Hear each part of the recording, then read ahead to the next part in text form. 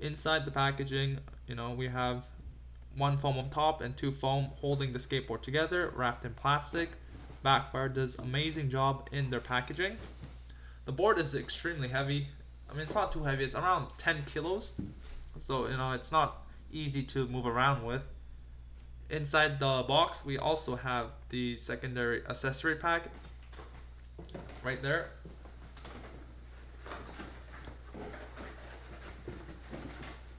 And inside we have Backfire stickers, spare parts such as belts, a 3.5 amp charger, spare screws, the belts, two of them, the Kegel pulleys, very nice quality, and the remote charger, USB Type C, and inside that's a extra cable for the battery. And then we have the skateboard tool. And this is now the new famous Zealot Halo remote, a full LED display with a new fingerprint sensor.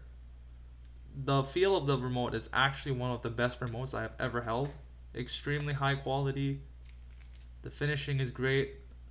Very responsive. Scroll wheels, and it just feels very sturdy. And you can easily toggle between turbo, eco, and sport.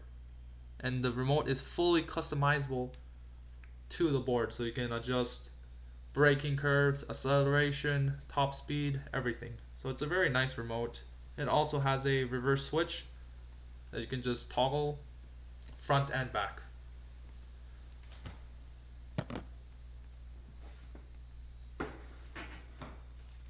So the board itself, it runs dual 875 watt motors. I think they're the same power as a previous generation. And also the color is the same, the purple, as the old Zealot. But overall, it just looks very nice. Also the wheels, Backfire is running a 96mm 80A wheels, and these wheels, they actually look very nice and they're very soft.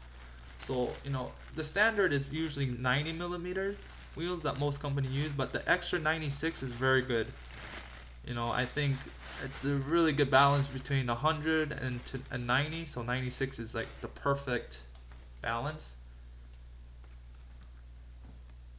Also the trucks I think they're using like forged CNC trucks, aluminum, so 8-inch, also very good. So the carving on this thing should be good and fun. So the biggest improvement compared to the previous generation is that this is running a 14S2P Samsung 40T 403 watt-hour battery. The claimed marketed range is 48 kilometers or 30 miles. I'll do a review on this and make sure to update you what the actual real life range is. To the other side of the board, since this is a belt driven board, you got the two motors on the bottom. You cannot adjust the tensions of the belts, but the factory default setting is good enough. I don't think you'll be having any slippage of the belts, and they have a very good tension between them. Also, the wires are well hidden, so I don't think you're going to have any interference with the actual motors and the wires rubbing between them. You also have a good spacing. The ESC, they're using their own custom ESC. Turning it on.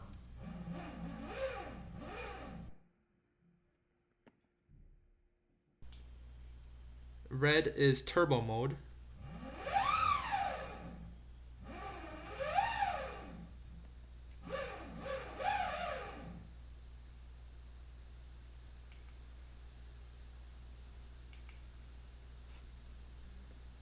And that's sport.